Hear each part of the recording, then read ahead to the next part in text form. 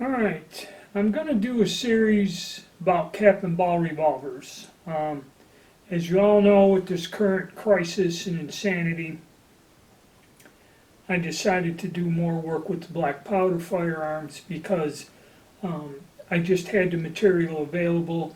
And generally, when things get really out of hand like they are now, where you can't get powder, primers, or anything, you can always fall back on the black powder guns. And they're available.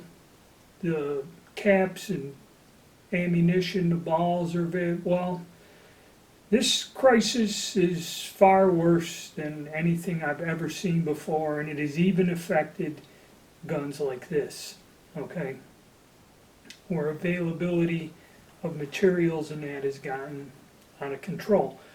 But the thing about these, even though a lot of people are not into black powder firearms, out of all the different black powder firearms and say collecting guns or using guns from a certain period of time, for some reason cap and ball revolvers are more popular with a wider group of people than any other type of black powder firearm.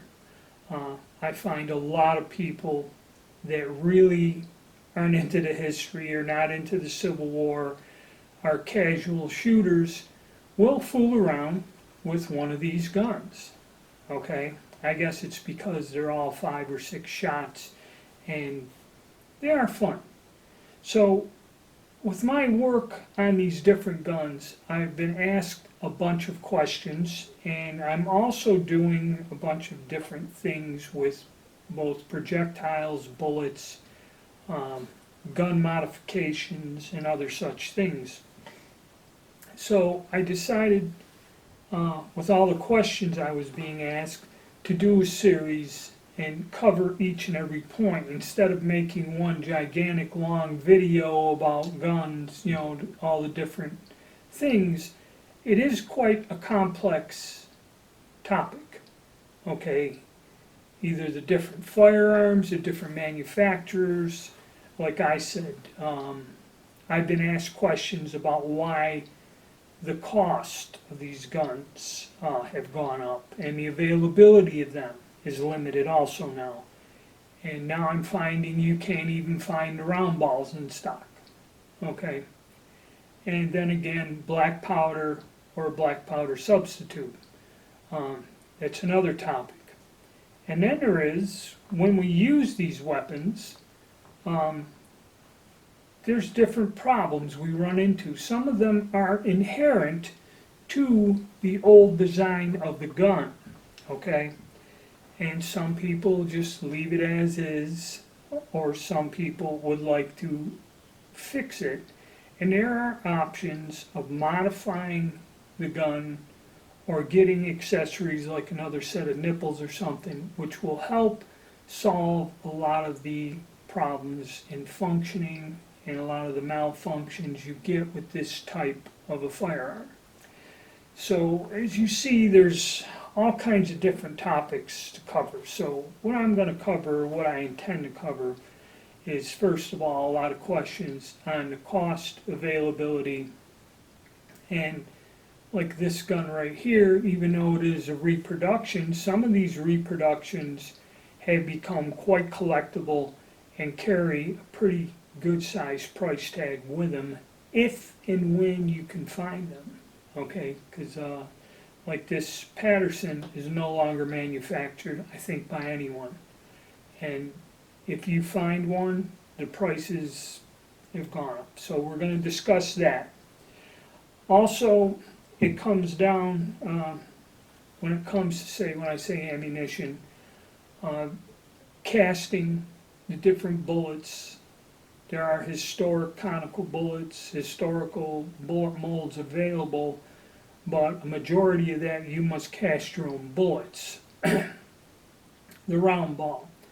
Then there are custom bullets, which can be a conical or whatever.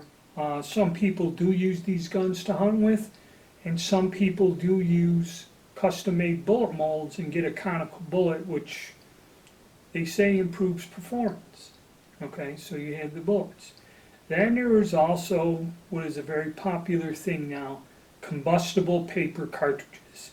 I've been doing some videos on the different tools and things needed to do it. I'm going to give my opinion on that, and actually what I've found so far in my work with it, the pros and cons of that also, a little bit more extra work. You know, then not only is there the nipple modifications, there are some other modifications in terms of sights, the loading area on the frames, and other little things that you can do. I will cover those different variations, modifications. Then also there is the use of these guns. I was questioned, are these guns viable as a self-defense weapon, or can you use them for home defense? That's another topic, okay, that people have asked about these 150, 160-year-old design firearms. And again, the legal reasons behind it, because part of the deal about these and the appeal of these is actually the cost wasn't that high. Because they're an antique designed firearm that doesn't use fixed ammunition, their popularity, because you just bought them. For years they were unregulated in most states. Now that is not the same, okay? But you could just buy these. No background check, no hassle, no going through a dealer. Matter of fact, just about all of these I've ordered through the mail, okay? Without an FFL or anything like that. That's another topic of discussion. And then plus, can you use these for self-defense? Now, as is, you know, there's questions, and there is also out on the market conversion cylinders, which you can take the cylinder out of the gun, load it with actual cartridges, place it back into the gun, and now you got 5 or 6 shots of a cartridge. A fixed cartridge, be it 45 Colt, 38 Special, or 38 Smith & Wesson, I believe would be the 2 different calibers you'd be using. You know, that is another option, something I don't do, but people have asked about it, and you know, we can discuss that also. So that looks like all the different topics. Then with the cast bullets also, there is a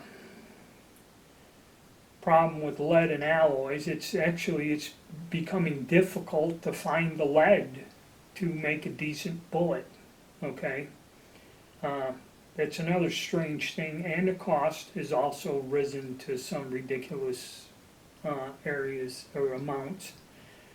So that's about it. So this is going to be the video opening up what I'm planning to do, and there will be a series of videos covering each little point, and I try to keep it somewhat short instead of one extremely long video covering several different factors, because it's easy to get off track and confused over it. So that's what we intend to do, so stay tuned, and that's what I'll be working on for a little bit here.